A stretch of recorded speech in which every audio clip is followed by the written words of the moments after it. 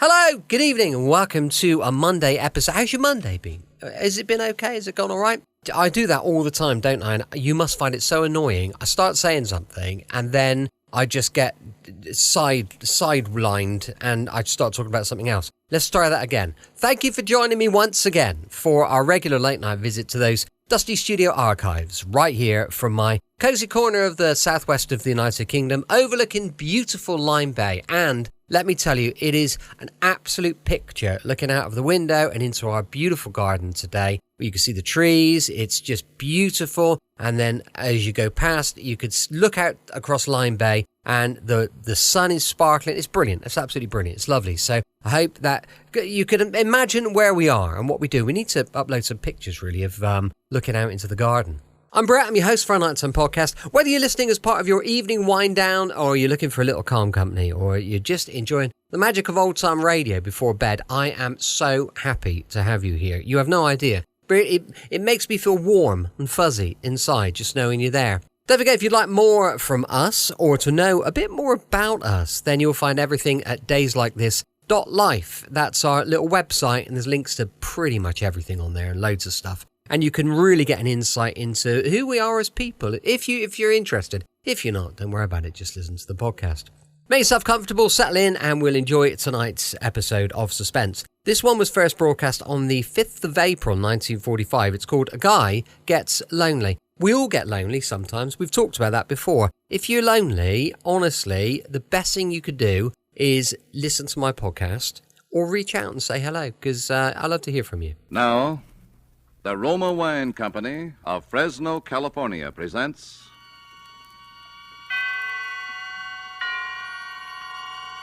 Suspense. Tonight, Roma Wines bring you the suspenseful play called A Guy Gets Lonely, starring Dane Clark. Suspense is presented for your enjoyment by Roma Wines. That's R-O-M-A, Roma Wines. Those excellent California wines that can add so much pleasantness to the way you live, to your happiness in entertaining guests, to your enjoyment of everyday meals. Yes, right now a glassful would be very pleasant, as Roma Wines bring you a remarkable tale of suspense. And with the drama called A Guy Gets Lonely, and with the performance of Mr. Dane Clark as Eddie Lewis, Roma Wines hope indeed to keep you in suspense.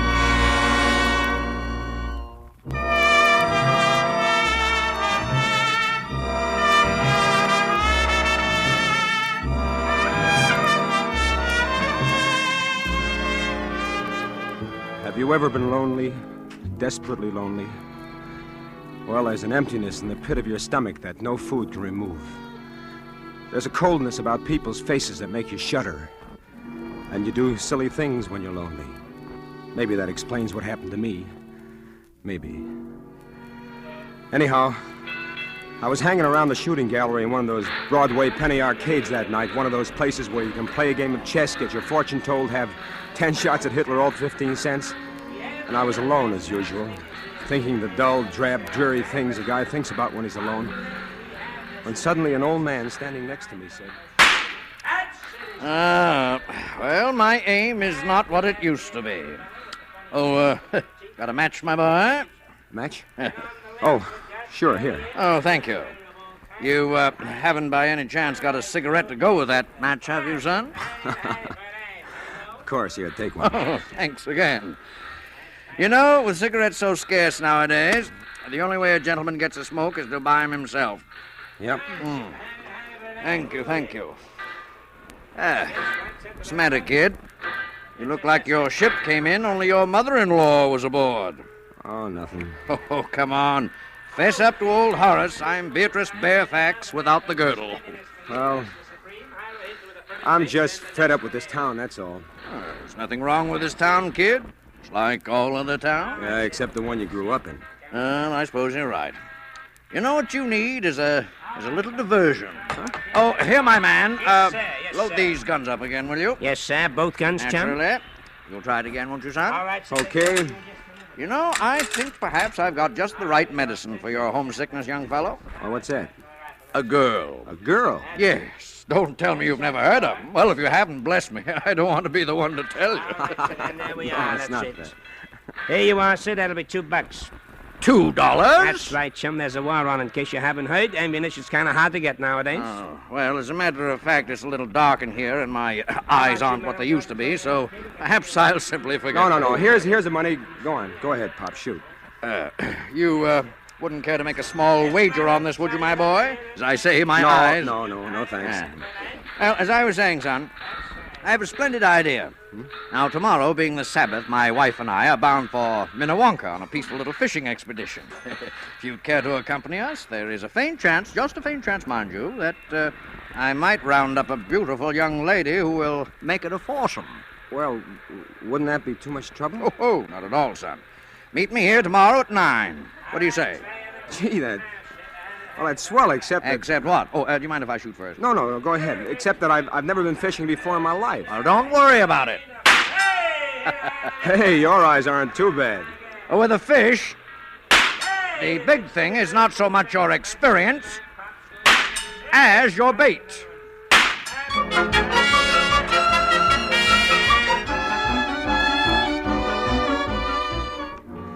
The idea of not being alone again on Sunday is what excited me. I didn't give much thought to the girl until I saw her. If you've ever seen a truly beautiful woman walking toward you, you'll know what I'm talking about. First, you see the tiny gray silhouette in the distance, and then the figure seems to spring to life. Each curve rounds into place, and finally you see the smooth oval face and the long auburn hair dancing in the breeze. And before you know it, you're in a trance, that's all.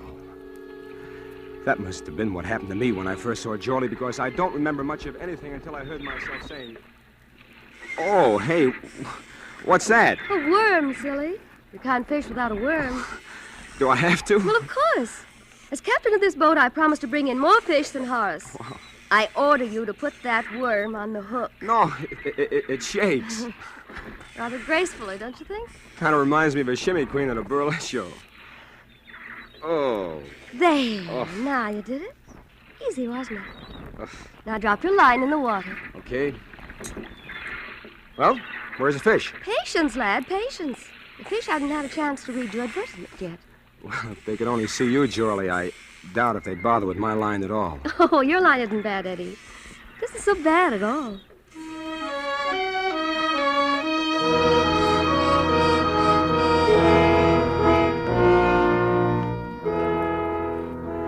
I guess in the next few hours I told her just about all I could remember about myself, about wanting to be an actor and leaving home and coming to this town and the disappointments, and how I decided to go home while I still had some money left, and how lonely I was, how terribly lonely I was.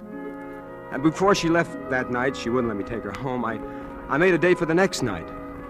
It's funny how quick you can get to feel that way about somebody when you're lonely. We met in the Astor lobby, and after we talked for a while... Well, for a slow starter, you certainly poured on in the backstretch. No, please don't laugh, Jorlie. I'm pretty serious. About what? About you.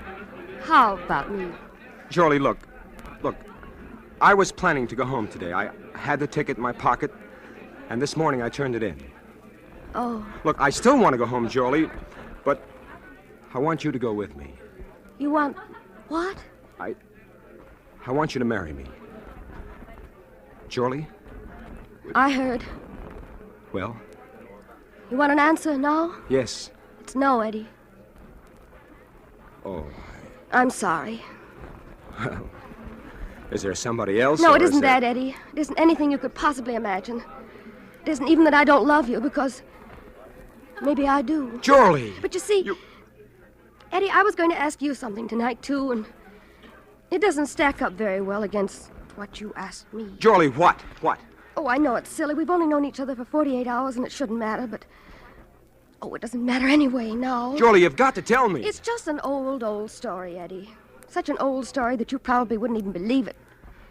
That's the trouble. Look, I'd believe anything you told me. It's about my mother out west and how I support her and how she needs an operation, and...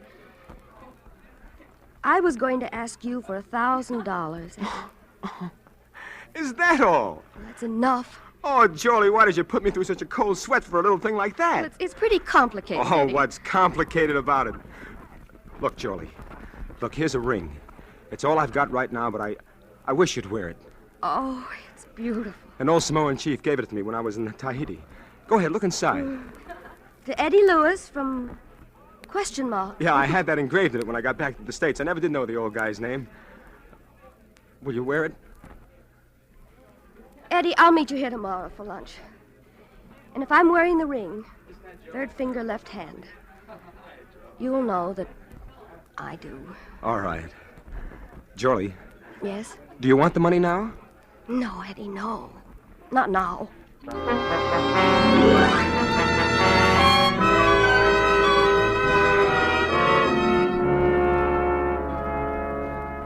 The next day, I was there waiting for her, way ahead of time again, but this time she was late. After a half hour, I began to get worried. Then I began to get scared. And after a full hour had gone by and she still hadn't shown up, I was half crazy, and then I felt a hand on my arm and a voice speaking over my shoulder. You waiting for somebody? That's right. A lady? Yeah, what about it? Would your name be Eddie Lewis? Yes. Say, what do you know about the fact that I'm... We found your name written in lipstick on the back of a bathroom door up on the 10th floor. After it said Astor Lobby, 1 o'clock. So we sort of put two and two together. You see, I'm from headquarters, Eddie. What? I'm a detective. Detective? Listen, if you know anything about Jolie Andrews, I was supposed to meet her here about an hour ago, and she Would hasn't... she have been wearing this ring by any chance? Well, that's right. That's my ring. Where is she? She's down at the city morgue, Eddie. She's dead.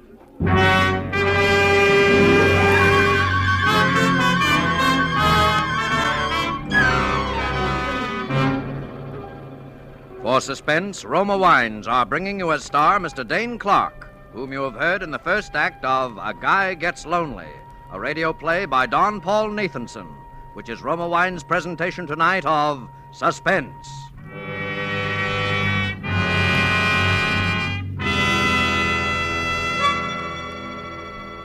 Between the acts of Suspense, this is Truman Bradley for Roma Wines. Gracious hostess, internationally known on entertaining, Elsa Maxwell's suggestions are always worthwhile. Spring is here, and nature is again bursting into life. Let's bring some of this beauty to the dinner table. A centerpiece of spring flowers will brighten your table, and there's no better way to awaken winter-weary appetites than by serving cool Roma Burgundy with the meal.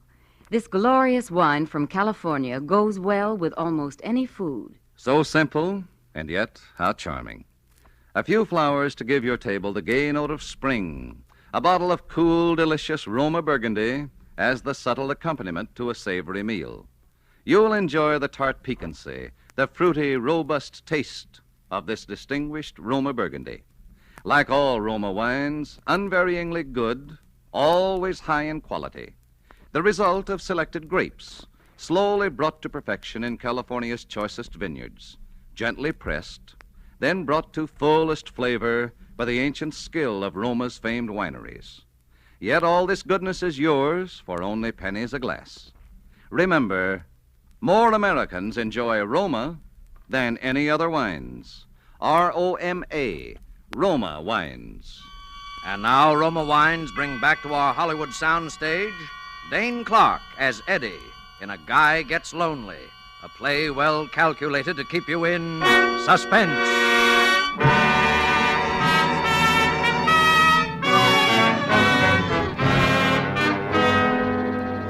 My mind was going round like a merry-go-round. Having an old moocher like Horace walk up out of a clear sky and introduce you to a girl like Jolie. Proposing to her after only 48 hours, and then having a cop come along and tell you she's dead. They took me down to headquarters, and I was there all day answering questions and trying to dope out what had happened myself. I even told them how she'd asked me for $1,000, but they didn't pay much attention to anything I It's a said. simple case of suicide, and that's that. But it couldn't be. Jolie wouldn't commit suicide. You recognized her, didn't you? Well, Well, what? people don't look quite the same after they've fallen 10 stories on a concrete side. But you recognized her. Yes, I recognize it. But why did she write my name on the inside of that door? How do I know what women think about before they jump out the window? I'm not Mr. Anthony. Well, look, maybe somebody followed her. Maybe somebody tried to force the door. There wasn't any lock on the door. Then it would have been that much easier. Maybe somebody... Look, Eddie, just what are you trying to make out of this? I don't know. All I know is it couldn't have been as simple as this. You wouldn't be thinking about murder, would you? Maybe. Now, Eddie, this sort of thing happens all the time. Look, I'll draw you a picture. Friendless girl meets guy. They start going together. Then she asks him for money. He doesn't give. The next day, Look, I told you we were I'm going to get doing the married. talking. She asks him for money, and he doesn't give, see? The next day, she writes his name on the handiest plain white surface, and boom. Now, how does that look to you? All right. But what about Horace? Have you tried to trace him? Yeah, sure. We tried to find Horace. Only we didn't. Mainly on account of he doesn't exist, if you ask me. I talked to him, I tell you. He introduced us. You don't have to go that far to explain how a man meets a girl nowadays, Eddie. Look, he did introduce us. He was an old man, white hair. It was in the shooting gallery. And he has a hobby of introducing guys to beautiful gals, and nobody knows where he lives. And the only time you ever met him was in the penny arcade that's so busy they wouldn't remember George Washington being in there. That and the time you were seen together by a couple of lake trout. Oh, cut it out, will you, son? All right, go on home, Eddie. I wouldn't leave town just yet, though, if I were you. All right. And, Eddie, Yeah. I wouldn't push that murder theory too far, either. Why? Because you know who's the only possible suspect for murder? That's right. You.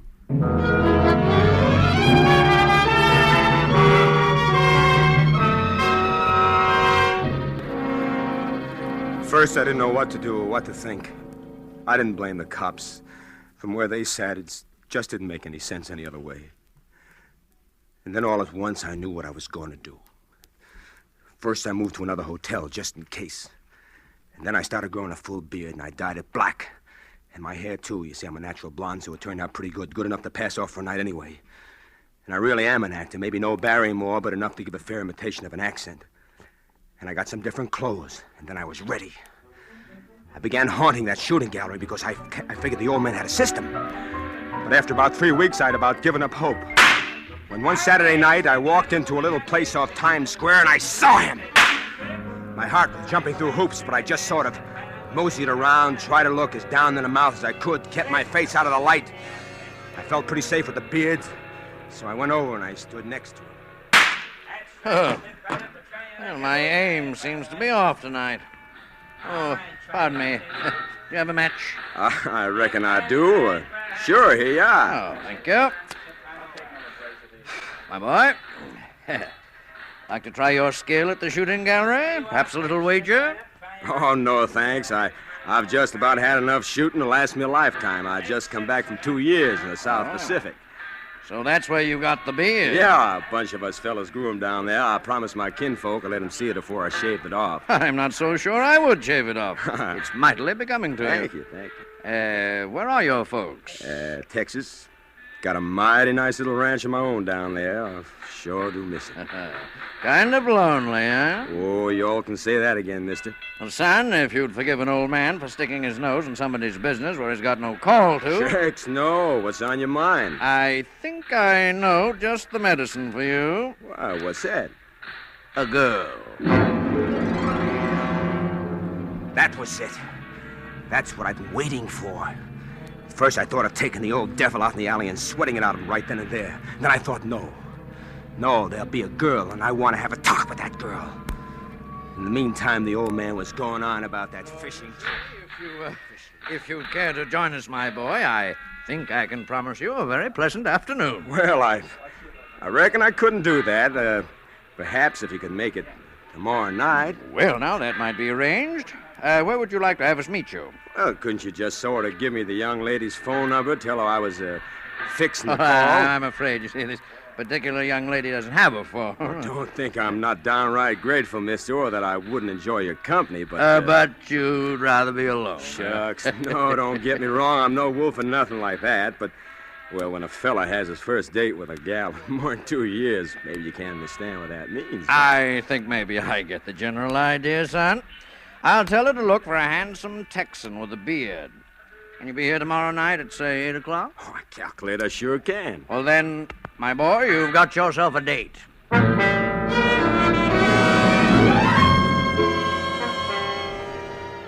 The next night, I was there in plenty of time. I had plans for that girl, lots of plans. As I got around toward 8 o'clock, I kept looking toward the street entrance, but somehow I must have missed her because the next thing I knew, there was somebody standing beside me, and I heard a voice. Hello there. I'm Joyce Allen. It seemed as though minutes went by before I was able to say a word. If it hadn't been dark where I was sitting, she couldn't have but helped to see that something was wrong. Because the girl was Jorlie. My Jorlie, who was supposed to be dead. The Jorlie that I'd seen it myself at the slab at the city morgue. And somehow I managed to pull myself together and start talking. You're Johnny Farrell, aren't you? Yeah, that's right. It was sure mighty nice of you to come. Oh, that's all right. I wasn't doing anything. Is there anything in particular you'd like to do now? No, nothing in particular. I thought maybe you'd like to go dancing or something like that, only Only what? Well, I discovered a terrible thing just before you got here, Miss... Ma'am. You can call me Joyce. You see, I left my wallet up in my hotel room. Oh? If you all wouldn't mind stopping by there with me for a minute while I pick it up, then we could... And I suppose while we're up there, I can look over your etchings. Oh, huh? no, ma'am. I ain't that kind. Honest, I'm not. But if you don't want to go, Oh, what's the difference? Come on, let's go.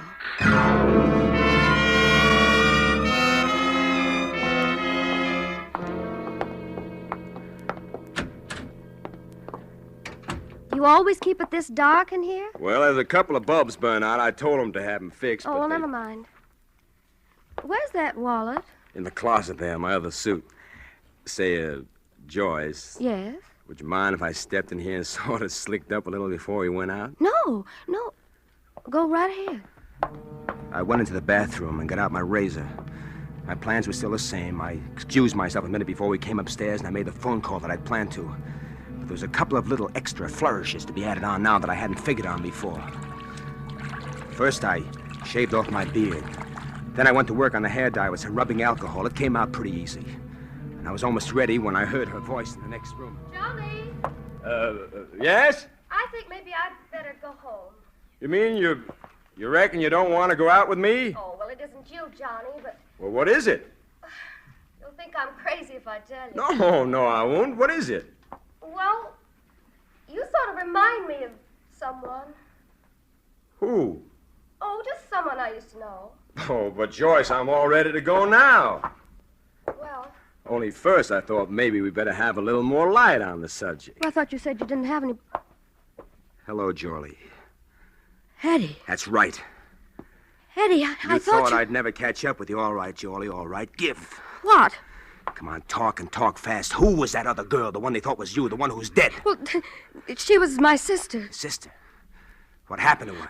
I don't know. What kind of a racket are you and the old man running anyway? Well, Horace is... He's my father, Eddie. He's my stepfather, Oh, anyway. that's nice. It's very nice. It keeps it all in the family, huh? Oh, Eddie, you can think anything you want to. Nothing could be quite bad enough, but... Please believe me, I wasn't playing any games with you. No? No. That's why I sent Evelyn that day, my sister. I gave her your ring so you'd know she really came from me.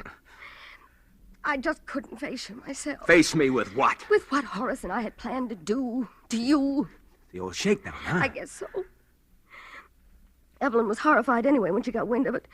She was a funny girl. She belonged to one of those religious sects, and she said we'd have to atone for our sins and be punished. No. Maybe you better start from the beginning.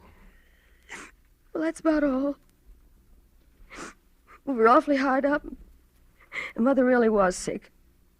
And I'd borrowed some money once from a man I'd met. I paid it back that time, but it gave Horace ideas. He wheedled and threatened and said our mother might die, and... Well, I'd had a couple of pretty raw deals pulled on me out here, and I just didn't care anymore, I guess. That is... till I met you. Yeah, and so you sent your sister to me to confess all, and she jumped out of the window instead. Is that what you think happened? I don't know. Then why didn't you tell me what you knew then? Well, I wouldn't have brought Evelyn back to life. And Horace said we'd all go to prison, and... You see, Mother didn't know what was going on. It would have broken her heart. Yes, but you went right back at it again. Horace said if he'd had just a little money, he'd go away. He'd leave us alone and go back east. And I was supposed to be the next victim as Johnny Farrell with a ranch in Texas. No, Eddie, no. Not after I met you. No. No. You weren't before, were you? Oh, Eddie, maybe if you knew a little more about what a girl is up against in this Who is town, it? you'd understand. Who is it? Telegram. Telegram? Well, Yes. I had a hunch about you, my boy. Horace. why, you... Oh, don't try anything foolish. I'm quite expert with this little gun, as you may recall, my boy. Now, I suggest we close the door and have a nice, quiet talk just between ourselves. That's better.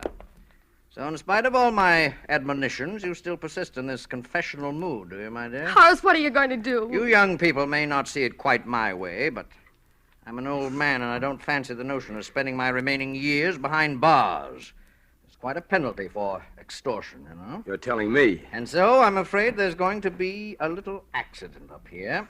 Something like the accident that happened to poor Evelyn. So you did kill her? Well, technically, yes, I did assist her through that window after she insisted on making a scene. Why, you... Evelyn was always excitable, you know. Really not quite normal, I'm afraid. Oh, Horace, you're mad. Now, my dear, I want you to write a little note.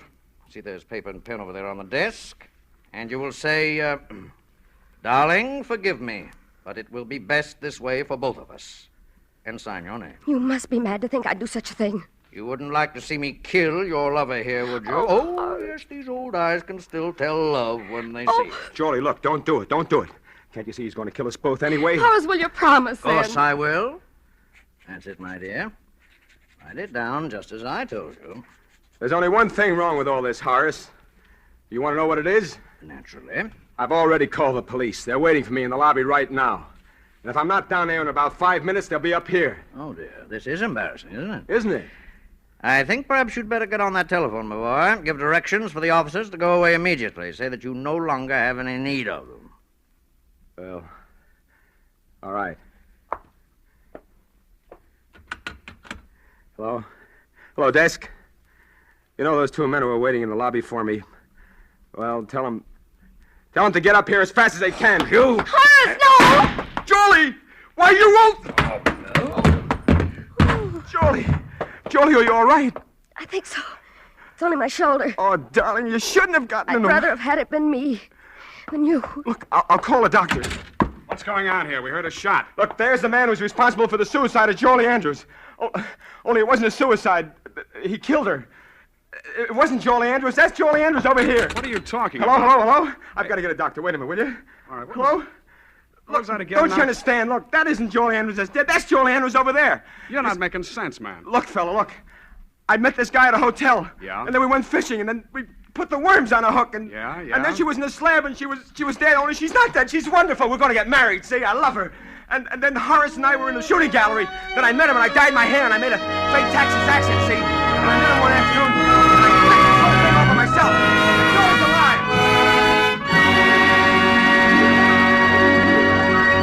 And so closes A Guy Gets Lonely, in which Roma Wines have brought you Mr. Dane Clark as star of tonight's study in Suspense.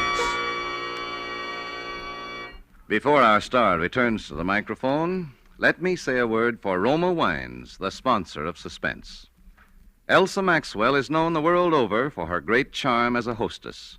Now, here's a brief message from this noted authority. It is always a gracious act of hospitality to serve a glass of distinguished Roma wine. I suggest you try Roma California Tokay, a wine of unusual versatility, enjoyable any time, before or after meals. I serve it frequently with dessert or coffee. It's perfect with fruit or nuts or with any light snack. Follow Miss Maxwell's good suggestion. Try Roma Tokay. A velvety smooth, flame-bright wine, moderately sweet, light, yet delightfully rich in flavor. And you'll find that all Roma wines are always delicious, always of unvarying goodness and fine quality. The next time you use vermouth, sweet or dry, use Roma vermouth. Zestful, herb-flavored Roma vermouth is blended, mellowed, developed, and bottled in California with all the traditional wine-making skill of Roma wineries, yet surprisingly low-priced. Try Roma vermouth soon, won't you? This is Dane Clark. That I enjoyed appearing on Suspense goes without saying. All of us do. Next week's show sounds like it'll be really swell. It's a story written by one of the great contemporary masters of the art of suspense, Dashiell Hammett. And starring in it will be two of your favorite Hollywood people, John Payne and Stuart Irwin. I'll surely want to catch the one next Thursday, and I know you will, too. Suspense is produced, edited, and directed by William Spear. Dane Clark appeared through the courtesy of Warner Brothers and will soon be seen with Dennis Morgan in their production, God is My Co-Pilot. Next Thursday, same time, John Payne will be your star of Suspense. Presented by Roma Wines, R-O-M-A, made in California for enjoyment throughout the world.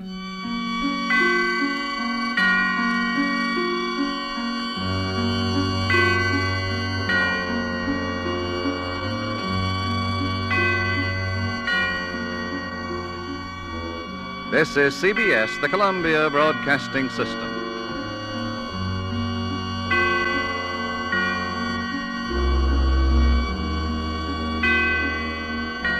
Welcome back. I hope you enjoyed tonight's adventure with Suspense. And don't forget, we'll be back with Sherlock Holmes and Dr. Watson going live tomorrow at 5 p.m. UK time. Brett's Old Time Radio show has become a part of your nightly routine. I would love it if you gave us a follow or a subscribe and perhaps shared the show with someone else who you think might enjoy a little bit of classic nighttime radio. Thanks for listening. I'll be with you 7 days a week, each and every week, and I'll see you tomorrow on Brett's Old Time Radio show. Love you, bye.